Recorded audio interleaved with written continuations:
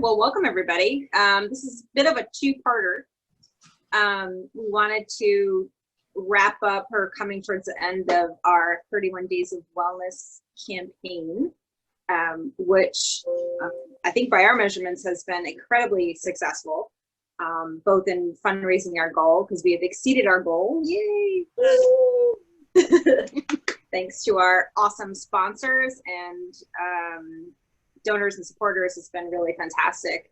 And so Lorraine's gonna talk a little bit about the campaign and thoughts around that. And then Remy's gonna kick us off on the second part, which is doing what we're doing right now, which is breaking that chain of social isolation, and, you know, finding ways to connect with each other and, you know, what are some ways that we can continue to do that, because this is our new reality in some way, shape, or form moving forward. So, so it's always good and it's always a good discussion to have anyways, right? So, so we'll move on to Remy after Lorraine gives us a little snappy update on our campaign. Yeah, Lorraine. Oh, very good. Hi, everyone, and thanks for joining. For those of you that don't know me, I'm Lorraine Guerrero. I am the co-chair of the MA Development Committee, and I've been helping them out for, I think, 2 years, a little over 2 years now.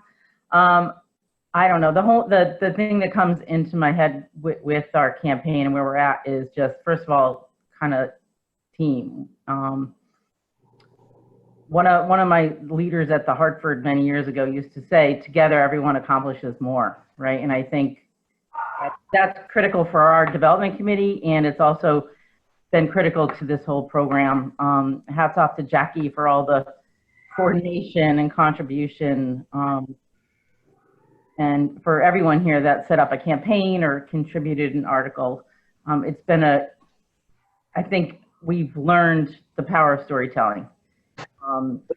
That's what helped us reach our goal, and I just think it's so cool, and it's going to drive us forward. So thank you. I think we are at 33,457 as about 10 minutes ago. For those of you that have campaigns going, I encourage you to continue to share your blog articles and your videos, again, because I've been doing that this week, and one of my friends donated $250 yesterday. Amazing. So I think it just speaks to the power of telling the story, because a lot of my friends didn't know my whole story. So in sharing that, people realized that MHC is doing a lot of good work, and we've highlighted Mending Arts and how that tells stories. I wish Janet was here, because her work with Right On has been just you know, life-changing, and highlighting that on Tuesdays with our Telling Tales. And Susie, all of your contributions along with Kim's on the Thursday, talking about other ways, you know, aside from the traditional ways to improve our whole health. It's all been amazing. Our self-care Saturdays, our Wednesday workshops, the content was high quality, inspiring, and helpful for whole health, not just mental health. So I, as the committee chair and just a small portion of helping to put this together, I want to thank everyone here for being here today, and for helping our whole month-long program. So thank you, Lorraine. And if you haven't watched Lorraine's video and read her blog post, I highly recommend it. It just, I want to thank you for not just sharing your story. You did it in such a way where you showed up so honestly, and you know, you could tell as I was watching the video, you were so present in the way you were sharing it. It just allowed me to like really be in it with you. And so thank you for doing that. It's really powerful. And if we were able to be a channel for that, that makes me extra proud to work here. You know? Absolutely. I think going to attending all of the Telling Tales really inspired me and helped me when I sat down. And, you know, Kim and I, after I wrote it, it took me almost a full day to put it on paper and rereading it and editing and figuring out what I really wanted to say in light of this month and in light of the work that we do, that you do. I don't do it, you know. My contribution is this and also mental health first aid, which I think is going to be important for us going forward. But yes. I guess it was powerful for me, and it was scary, and I felt vulnerable, and I did it anyway. And people have been, the thing that came into my head this morning was I feel loved and not judged. Oh, that's amazing. So I literally cried yesterday when I saw all of these donations coming in the comments on Facebook of love and support. You know, when people took time to listen and to donate, it's just, yeah, I don't know, we're doing good work, so. We are, thank you.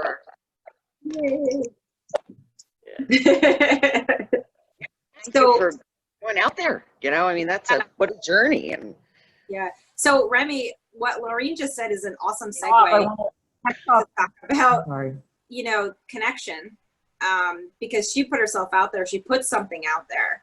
And I think when any of us do that, the hope is that we will keep connected with other people, right? That will strengthen the connection with other people, and we won't be judged or pushed away, or, you know, that's a scary place to be. Absolutely. So that, and then also just like physically not being able to be with our people, like what is that, if you want to set the stage for this conversation, it's an open conversation, but absolutely, just give us a couple of things to think about it, what it does to our health, and like what it does to us to not have the connection. Sure, absolutely. And then I actually have some helpful hints. So if I could just go through what I think this can bring about and what it is, and maybe have the group share some things that they have done that have helped them a bit. And then there's about 8 helpful hints and ideas I was thinking about that I could share with the group. Love and it. I'm talking and there's a plane driving over, which I haven't heard a plane in a month. So, okay. Right. I think of it as a big loud bird. So anyway, you know, you guys, humans are social creatures by nature, right? We are social. There's been so many studies done, and when I upsets me, we have determined the necessity of connection meant, you know, and this has been studied for years. Without that, we literally don't exist. We die. When they've done research with monkeys and what have you, and they didn't have their mother around, they just absolutely lose their will to live. So the feeling that we're experiencing right now about, yeah, I know I'm doing all these different things, but I still don't feel myself. I don't feel it's enough. Right back at you, because we are meant to connect in more substantial ways than we're able to right now. An example is we need somebody, just that hug and the feeling of someone's body on yours. It releases oxytocin, comes from the pituitary gland. So when we say it actually feels good, chemically, it causes a reaction. We're feeling better. We are releasing these feel-good chemicals, if you will, in our body just from hugging people. So think about it. We have diminished our physical outside of our family. You know, I go to see somebody, I'm walking down the road and I'm backing away 8 feet when I see them. And the other day, I almost ran up and hugged someone I completely forgot. And to have to stop was like a slap in the face. I was like, oh, I'm sorry. I apologize to them. Like, oh, how dare I, you know? But guess what? I want some oxytocin, guys. Like, that's one of the reasons we feel the way we feel. We need that chemical, you know? And God bless everybody for sitting here today, still engaged enough and trying to keep well that we're having these conversations, because unfortunately some people aren't, right? And that's what this is all about, is getting people out there to realize that when you feel like you're missing something, you really are. Okay. And so what do you do with that, right? There's many different ways that we can get the oxytocin and the endorphins going and running again, because chemically we need it, not only emotionally, but chemically we need that more than we're getting now, right? So one of the things I wanted to talk to you guys about is, social isolation is both an experience. So we can internalize, we can be in a room full of people and feel isolated. We all know that, right? Or lonely. So social isolation is sometimes the difficulty we have connecting to other people, even though they're and within arm's reach, right? And also isolation could be actually physical isolation. Nobody around, we've had to reduce our contact with people. The quality and types of contact we're having with people isn't probably what we would choose, but much better than nothing at all. And this is time and place to not fight it, okay, but recognize it and then use techniques to offset it, okay? So I want to ask you guys, or go around the room, if we will, to talk about some things that you guys have experienced and things that you have tried that help even just a little. And then I want to go into these 7 different things that we could think about using or integrating into our daily lives, to help kind of combat that. Loneliness can transfer itself into many different things. It's sadness, obviously depression, extroverts. I don't care if you're an extrovert or an introvert, this is going to impact you, but especially if you're an extrovert, right? Affects us chemically. We can become saddened. Actually, our physical energy can severely deplete. And you might think, why the heck am I so tired, right? I'm not kind of physically doing more. Why do I feel schlumpy, right? We're not getting those feelings. So I don't want to call anybody out, but does anybody want to share kind of how they've kind of integrated this, what this is feeling like for them? Mr. Sean? Yes, usually sometimes I feel a little bit anxious when there's nothing to do, especially during this time of the year. So what I do is I do a lot of artwork to calm myself down, and that's exactly what I do. I express all my artwork to other people, and they loved it, as a matter of fact. That's great, self-expression. And one of the beautiful things, Sean, when you're doing your artwork is you're staying in the moment, okay? Because one of the things that happens to us is we're not remaining present because we have all this untapped energy, both physical and emotional energy, and it makes it difficult for us to kind of just be very present in the moment. And doing things like artwork, specific tasks, baking, things like that, keep us present. So our mind and our horse, I have this horse analogy where I have this horse in a barn and it can gallop at any time. So if I sit here in my own head, not being present, my mind's going to go to, oh my gosh, how long is this going to last? This stinks. Summer is going to be the same. The kids don't get graduated. I can go there. When I bring myself back and start practicing these things that are healthy for me, I'm in that moment. So my horse can't go galloping. It's nice and quiet and it's right. That's great stuff, Sean. Really.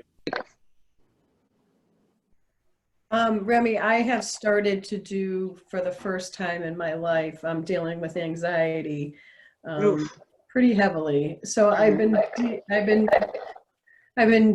doing meditation for the first time. I'm doing a 4-part class at Copper Beach called Confronting Your Inner Critic. And so I'm learning how to meditate. And I find I sit in a rocker. So my actually desk chair is a rocker because of my anxiety. And I find that I'm rocking while I'm meditating. And at first I thought that was wrong, but then I realized that's just me and it's okay. And so I'm learning how to do that. It's still so challenging because my mind goes all over the place and then I have to come back in and breathe and center myself. So I'm learning. And the other thing is I'm an insomniac and I've been dealing with it for my whole life. And it's even gotten worse recently. And I find that if I hug myself when I'm just about to go to sleep or try to go to sleep, that somewhat gives me some calm. It's almost like touching myself, in a good way, is becoming helpful. And, but yeah, I'm struggling. I'm struggling lack of sleep and anxiety, and it's been tough. Not so much because of the isolation, but more because of the unknown and the challenges I'm dealing with work and, you know, finance and all that stuff. So it's been an interesting journey. It sure sounds like it. I'm so glad to hear that you're taking those mindfulness. What was the name of the course again? Get me. It's called something, I think it's like dealing with your inner critic. Yeah. Yeah. Aren't we brutal? Oh my God.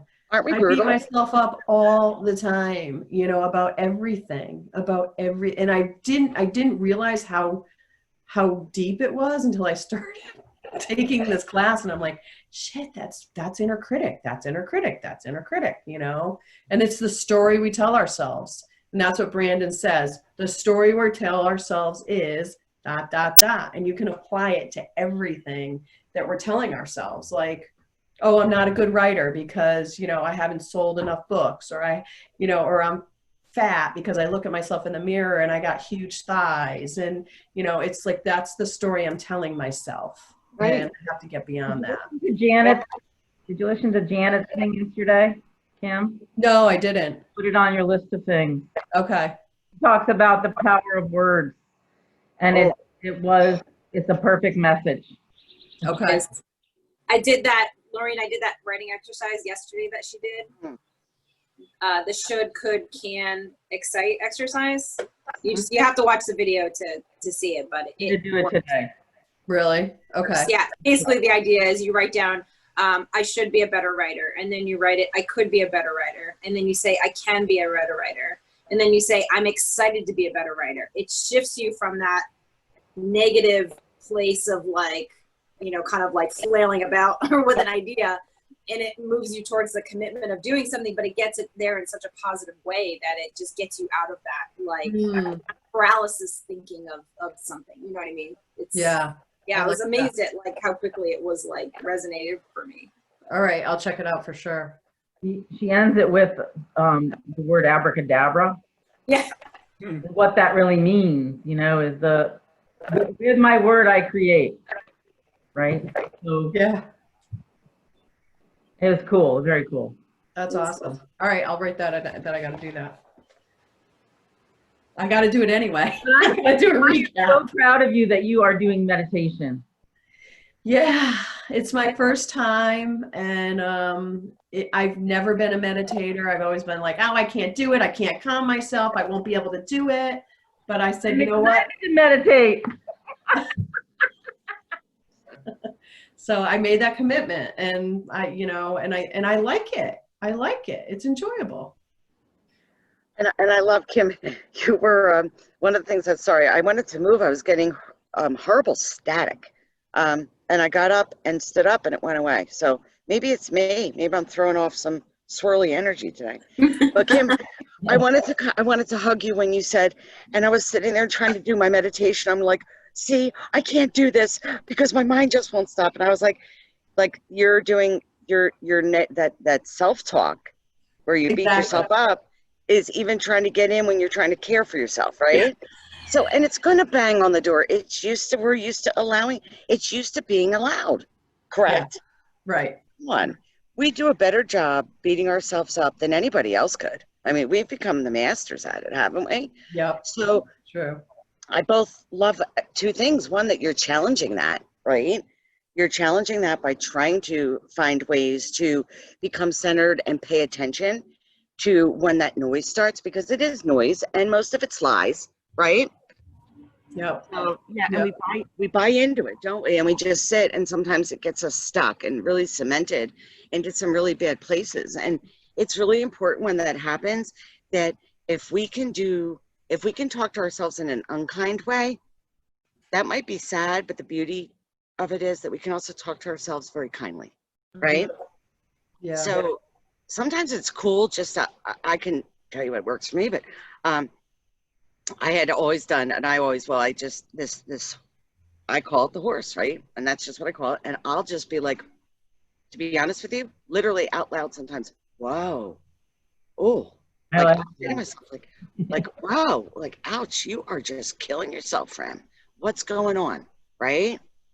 Yeah. Taking a deep breath and say, what's here for me right now? Why am I doing this, right?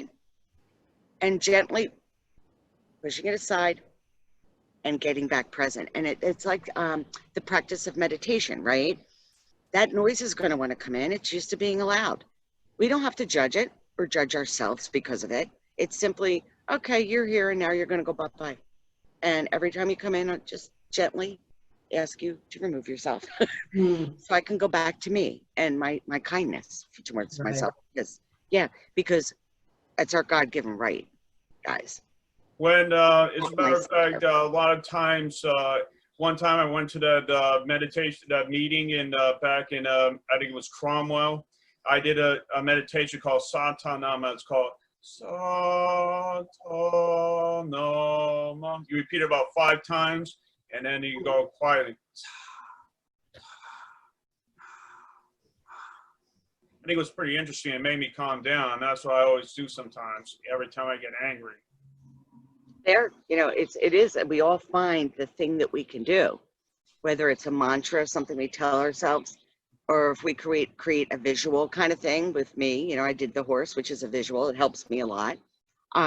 Or a ritual.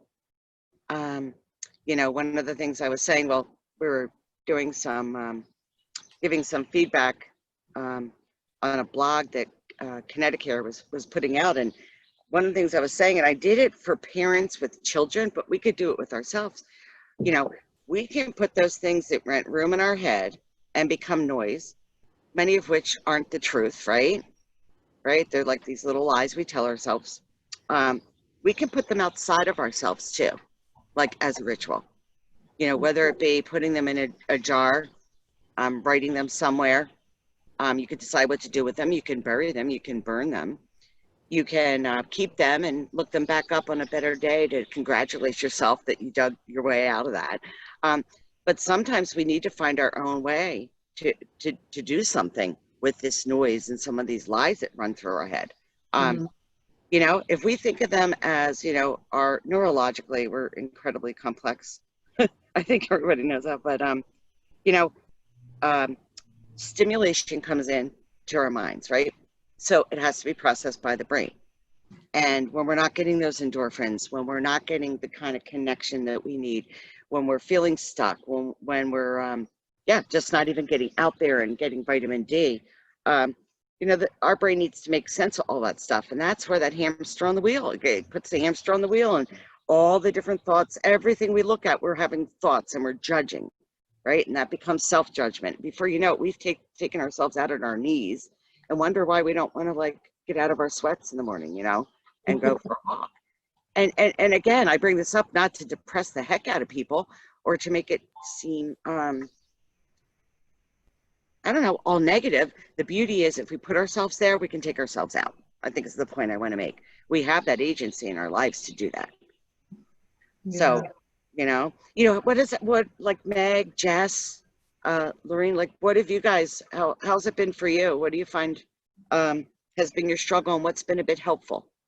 I'll go. I think for me, I've always been, exercise has been a good release for me, and keeping active has just helped me cope with any anxiety that I've had along the way, and in situations that make me anxious. So when my gym closed, that was a big adjustment. And I thought, now what am I going to do? How am I going? And the weather wasn't great in March when this first started. So, but I did start running. So that's been a great way for me to just think in the morning. I try to get out and do a little run, and some days are better than others, but just to think about where I'm at, what my day ahead is looking like, strategize, challenges, upcoming challenges and whatnot. And then even now that the weather's getting nicer, it's even better. So I find being outside helps me a lot. Just take some time either by myself or with my kids. We live in Farmington, so we go to the West Hartford Reservoir and walk, which is nice. Take the dogs out or run. So while it's been a big adjustment, I found other, if you will, coping mechanisms to help, with some of the challenges of being isolated you know, socially and physically too, just, you know, in the house. So Yeah. Our houses have taken on a whole different meaning, haven't they? I never thought I could spend so much time in my house and moving and whatnot. And so that was a challenge for me too. Like, oh my gosh, I'm sort of stranded, and it become almost like suffocating or, you know, claustrophobic in a way when you feel like, oh my gosh, I have to stay in here. And now that the weather is getting better, like I said, it's been easier. But just, and like you said, the mind is so powerful. So to just stop and think like, wait a minute, don't let me go there. You know, I need to refocus and shift my focus. And okay, today's going to be a good day. And this is why today's going to be a good day. And, you know, find some things, you know, that I can look forward to. That's beautiful. Yeah. And you're giving yourself the endorphin experience. So you're out there clearing your head, getting your vitamin D, Right. getting outside of the home, which is beautiful. Plus you've got all the great exercise chemicals that worse and bad stuff, which is, and taking care of your body all at the same time. Right. So looking back to when this first started in March, I thought, oh my gosh, how am I going to do this? You know, I think everyone was sort of, oh my gosh, like I can't get through this. And I'm like, okay, 2 months later, and I have gotten through. And yeah, has it been easy? No, but there's a will, there's a way, and that, you know, just trying to figure out ways to make it work as best it can. Yeah, and gently, you know, when you were saying that when you hold yourself, right, which is wonderful, that's self-kindness, you know, to stop that horse and say, yeah, you're being really mean to yourself right now. You know, let's go to a different place. We have that agency. We have that ability. Sometimes we just forget, right? We forget. And we have to remind ourselves, or, you know, our family members that know us, you know. This is a really great time to be connecting with people in your family in a different way, and to be doing check-ins, you know. To have people, you know, and kids, not kids, whatever. I have older kids, but it's still, I want to hear, you know, hey, what went well today for you, right?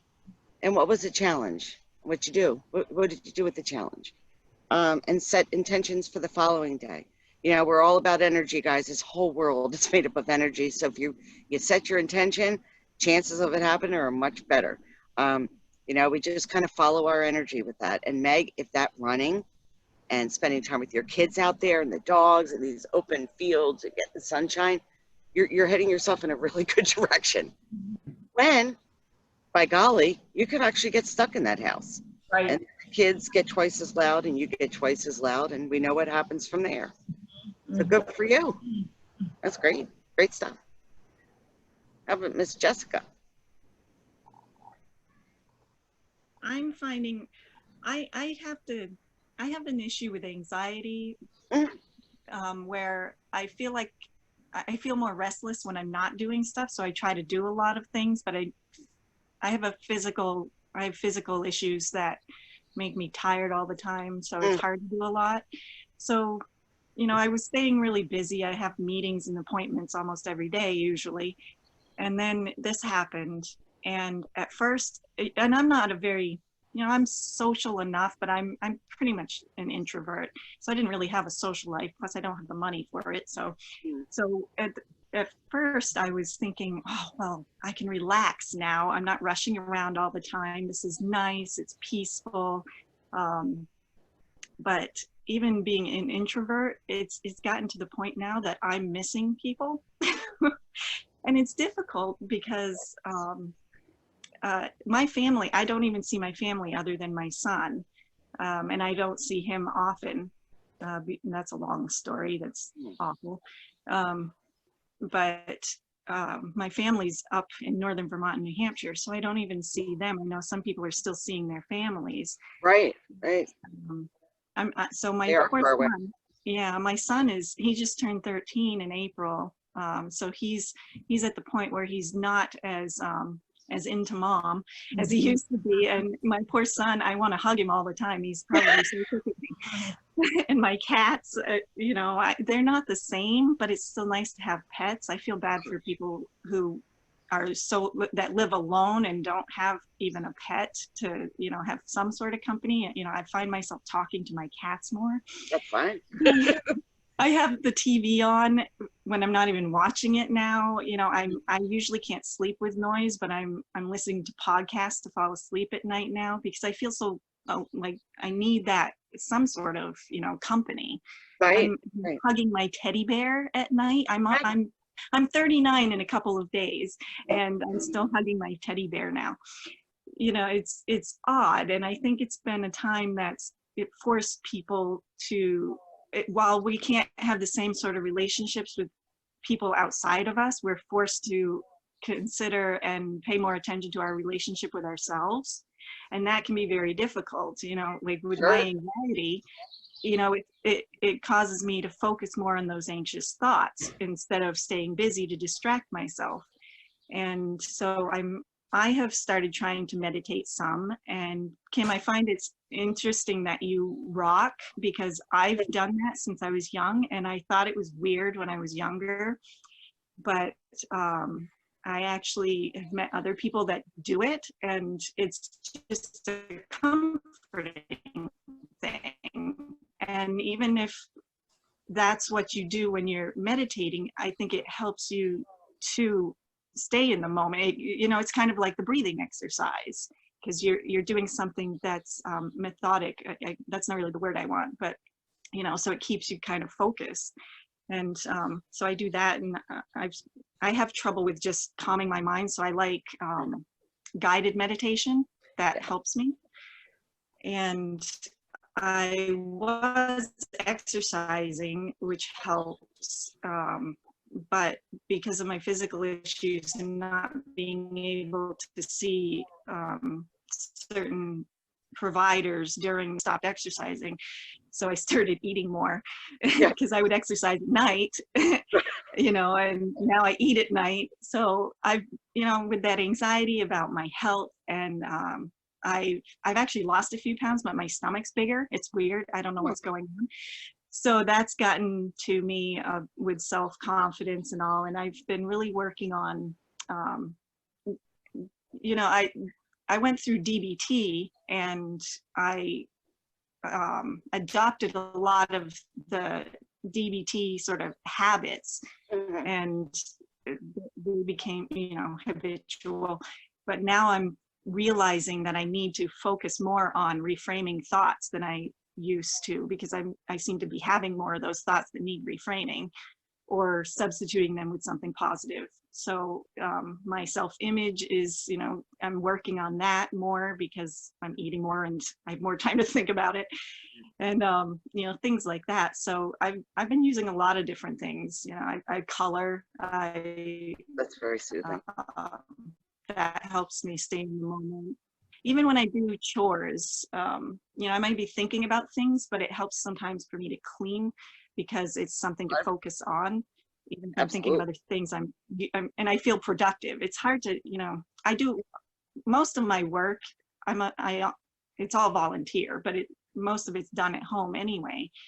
But if I'm not doing that, then, you know, I might get restless, and, you know, cleaning is something that makes me feel productive even if I can't go out and do something. So Right.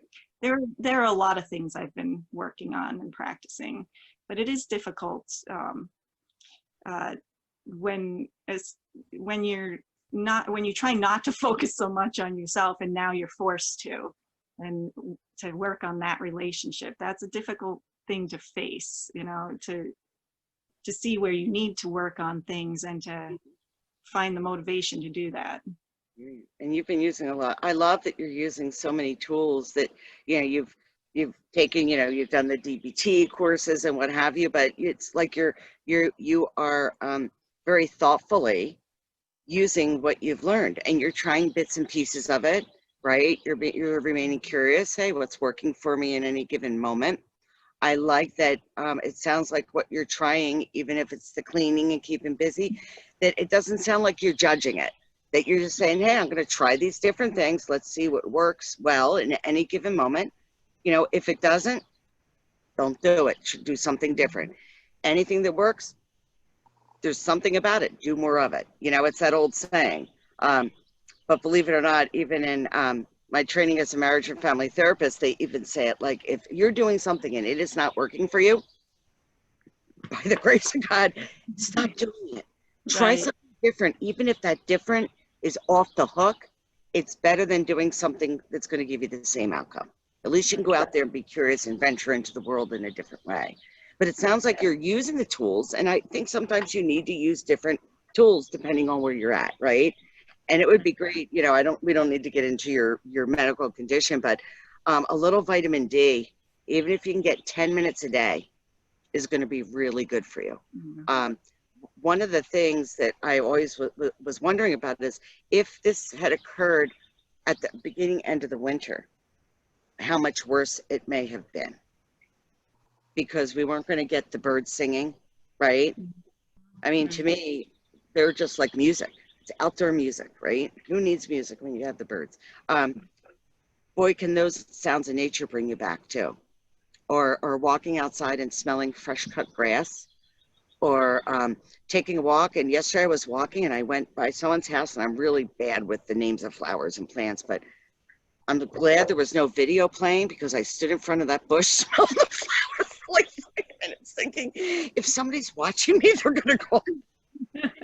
But the smell of the flowers on the tree, it like brought back deja vu. Have you ever had a scent bring back a feeling?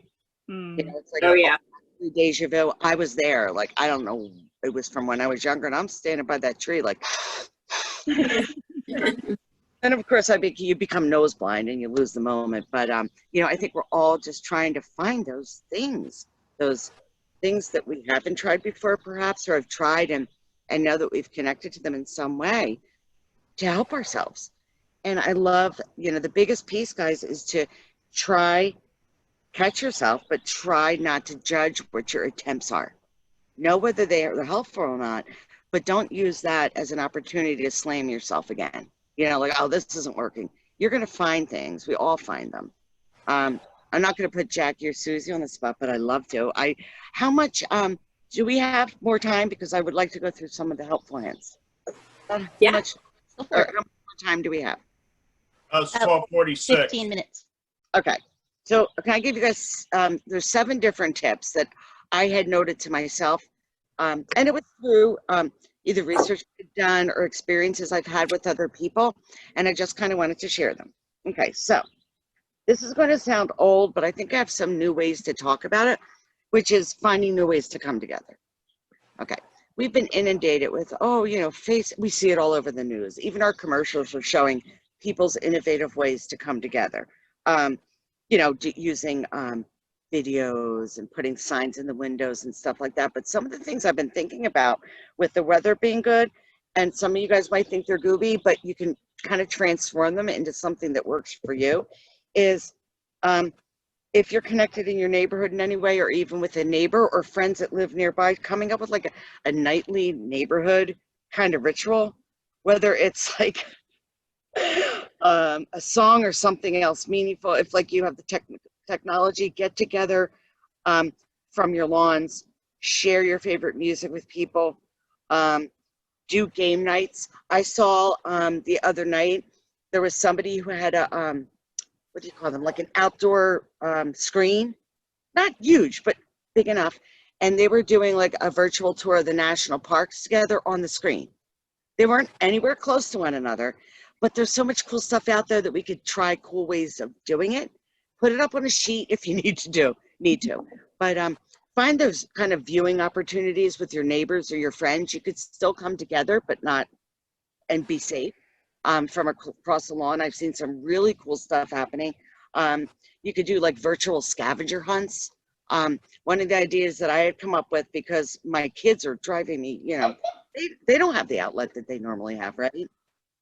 Is you do a hunt where your participants search your own home or your yards for a list of items. So people come up with a list of 20 random things, and everybody in the neighborhood or around you has to find them in their own house or on their own person or in their own yard.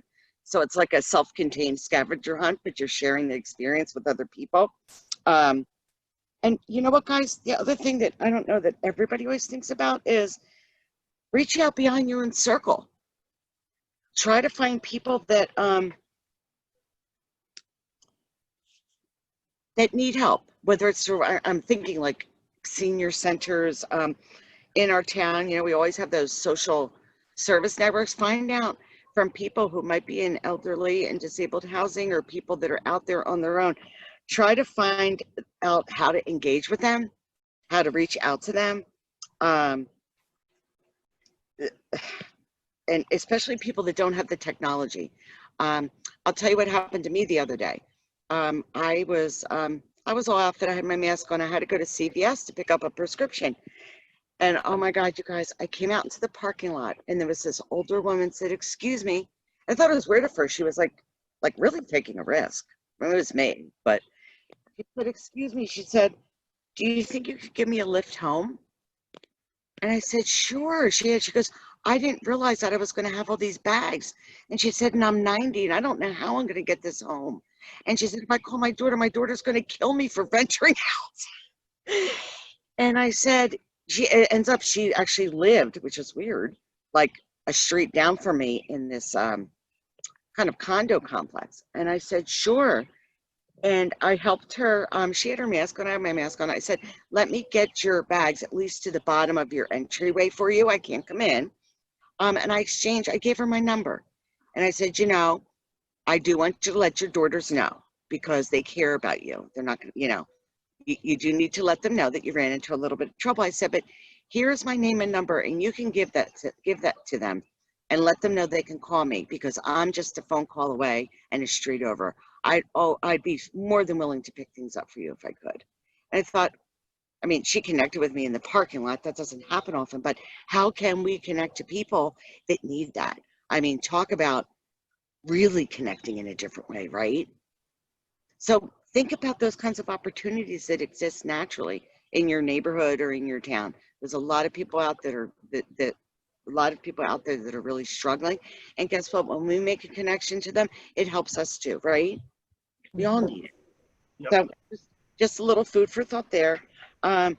Two is, guys, I know that a lot of you are already practicing this, but at least 10 minutes a day of sun, some kind of sun exposure, not where you're baking out in the sun, but we need that. Number one, getting out really stimulates our senses because we're going to hear the birds.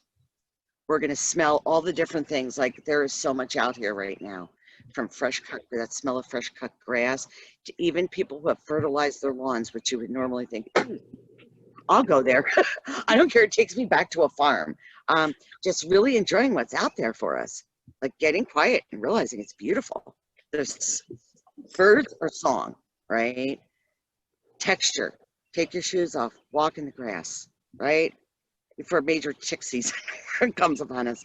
If there's something close by, I know we have like about a block and a half away. I wouldn't call it full woods, but enough where I go just into the woods and stay there for like 10 or 15 minutes and look for rocks and go to this little stream and just listen to it. There's such beauty out there. So let's take advantage of that, right? And you could still meet up with a friend, right? Say, "Hey, come meet me down and we'll, you know, obviously stay our distance, but let's go look for rocks in the woods. You could be on that side, I'll be on this side." I did that with a friend the other day. Ended up being hysterical because I found a big rock. And anyway, it became my own. I did some heavy duty lifting, but found a really cool rock that I love. So making sure that you do that. And again, guys, these aren't like brand new ideas, but they're twists on ideas that are already out there. Let's be darn well sure. I know that I have kids that aren't going to be able to celebrate their high school graduation the way they normally would, right? My younger ones. And we have to find new ways to celebrate. Yeah, I mean, people are doing some really incredible things, but I thought to myself, one of my goals this week in my free time was to figure out a special way that I could help them commemorate this for themselves. You know, so that's been a really cool project that I've been working on the side, is how can I do this in a really unique way, something that they'll remember as much as they would their high school graduation. So start using some of your creativity. A lot of cool things are out there. Put your own twist on it, right? It's good stuff. Keeps you very present, by the way. Keeps all the garbage and the noise and the lies from running through the head, you know? God, you know, it has been forever since I made homemade signs of cards. Just that practice itself brings out my creativity. And to be honest with you, I'm a little shy about it because I don't find myself to be artistic, I don't think. But hey, let's see what comes out on the poster, right? Watch out, I'll end up in the news. I'll get myself in trouble somehow. But just really cool things, you know? I don't know. We've had, Kim and I have had several friends that have celebrated milestone birthdays, and we've done the whole decorating of the cars and, you know, social distance toast on the lawn while we Zoom with the people that are not in Connecticut. And, you know, it's the next best thing, you know, to being there. So It is. And I know when I go a couple days without, even at work, like I see people in the camera, I'm like, oh, Lisa, I missed you. It is better than nothing. It isn't the same. And we all know that, right? But, you know, we're at a time where all these things are definitely challenges, but they also create opportunities for us to stretch like our creativity, right? We have to become MacGyver, like I call it, with our emotions, and like look at what's around us and build upon it. And I'll take it, you know. I just think it's a win-win situation. You know, go out on it, try something, gosh darn new. What's going to happen?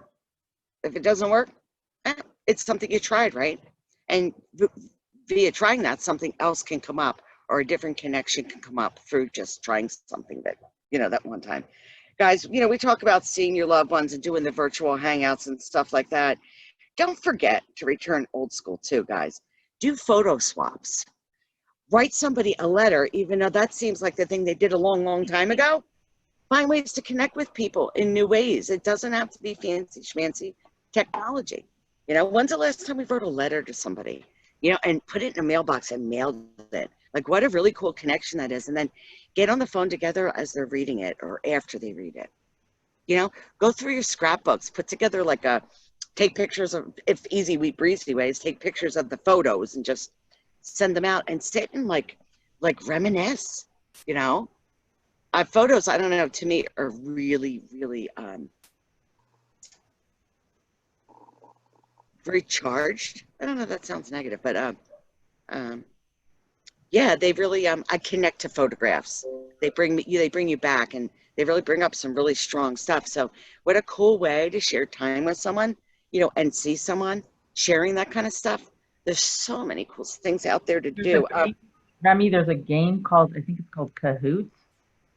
I'm sorry, what's it called? Kahoots. You can actually create your own like little trivia games and then play it online. You can play it on your phone. So I had friends that put together, we came up with all these questions and people would answer them, and then we did it together on a Zoom. It was hilarious. And she incorporated all kinds of pictures from times that we've been together. And that is amazing. It's super fun. And she did it with her family. I proposed it to my family, and, you know, they were like, yeah, I don't think so. But it's a great idea. It's a great way to learn more about people and have fun and laugh. And it's a cool app. That's cool. I got to remember that, Kahoots. Were you going to say something, Sue? Somebody was just about to say something. Well, no, I was just, we talk about letter writing, and my stepdaughter has been with her boyfriend for quite a while. She's just graduating high school this year, and they started a letter writing thing because they've been really good, because both sets of parents have been really adamant about them not seeing each other throughout this whole thing, just to be safe. And they've been writing letters back and forth, and I don't know, it's just kind of sweet to see, like, I mean, that's what I did in high school. I wrote letters, you know, but it just, you know, she's really getting something out of it, like something that versus like, you know, this. Yeah. And with letters, it brings about a whole different thing around, you know, there's this whole thing about how, like, the goldfish are beating us, you know, Susie and Jackie, like, they have a 9-second attention span. We have an 8-second attention span. And it's not because we're not smart. It's because we are often listening to respond rather than listening to hear. So we get caught up in this, oh, what's the next thing I'm going to say? Or, oh, yeah, I have 10 recommendations and she's only said 3 things, right? Okay. You write letters, you can't do that. You have to be present, right? You have to be really thoughtful and stop and think, like, how do I put this into words, right? And the person on the other end can't be interrupting you with unwanted and unwarranted advice that you're not looking for. You're just looking to express yourself, right? And be heard. And so it quiets the moment. It separates it, right? So I think returning to good old-fashioned letter writing is a beautiful thing. And it only takes a day or two at most for something to get somewhere. It doesn't take 2 weeks anymore. So cool stuff, like returning to the basics sometimes. But the other thing is, if you guys have you know, elders that aren't real tech savvy, they have a, and I wrote this down, they have a, for senior citizens, it's the Generations Online app for seniors. If you have anybody in your family that just doesn't want to, or whatever, can't master the more intricate stuff, try that. It's called Generations Online, and it's an app for senior citizens. Really, really helps them understand the simple stuff with technology and have them use it very simplistically. You know, and I'm even in stressful times, guys, I think that we need to celebrate any joyous moment, even a laugh at the dinner table about mom's meatloaf. I mean, these are times we want to really be present and capture and have those deep belly laughs. They're there. There's still fun, wonderful things that are happening. But there's nothing better than, do you ever laugh till your stomach hurts? Yeah. I miss that. It's been a while, so I'm gonna look up for like some laughter yoga, or put on some just really silly, funny stuff. Because there's nothing better than a great laugh, and even better is a great laugh with a bunch of people together, and witnessing it and joining in. So I think that's beautiful. There's so much great energy in that. I have to jump. I have another call at 1. It's 1:01. Okay. You. And thank you, Kim. The wrap up, guys, is enjoy everything. This is your moment. It's struggle, yes, but there's great opportunity that are here. And there's a beauty to accepting the situation as is for now. It doesn't mean we've given into it, and it doesn't mean we've given up. Okay? It means we're going to be present with it and capture all the opportunities that exist. There are opportunities here for us, guys, that will forever change for the good the way we carry ourselves forward. They're here for us, right? Keep that in mind. And don't forget, give yourself a hug every day. Right? We deserve it, right? It feels so good. And close your eyes and think of your best friend or whoever it is that you haven't gotten a good hug from. They can be there. Thanks for hearing me out and sharing with me, guys. You guys really are using the tools and really pushing the edges for yourself. And it's a beautiful thing. It's not easy, but it's beautiful. Thank you for taking the time to do that, Rennie. Just share all that great stuff. And I love this conversation. I love it. I feel like I want to have another one. And I know. Sean, you're really rocking. You're doing everything that you can do. You've taken a great responsibility with self-care, and you should be really proud of that. Oh, thank you. You're welcome. From my heart, guys. Hugs. Yeah, hugs. All right. Well, Sean, did you want to close us out with your song? Oh yeah, definitely, without question. Yay! So I ran a song called "Friendship" during this pandemic, and this is for the people who are struggling with their emotions for this terrible time. And I hope I get a large applause. So here it is. It's called "Friendship." This is our big friendship. We need to be together. We have the strength and capability. We need to be as one for all. We will get through these troubles. We are united as one. We have the heart and the tools. We need to be as one for all. Thank you, sir. Yep. Great, thank you. Well, thanks everyone for joining us. Thank you. Thanks for including me. God bless. Yeah, I love these open conversations. Rem, we'll have to talk about maybe we can do more of these. I don't know. Yeah. Yeah. Thank you, Remy, thank you for everything that Yeah. you did too. I don't know if you heard me earlier, but your stuff was great that you shared throughout the month, and Thank you, Lorraine. your Thanks. light and your spirit are just beautiful. So thank you. Thank you. Here, here. Cheers. All right. Hugs, everybody. Thank you. Bye, guys. Take care.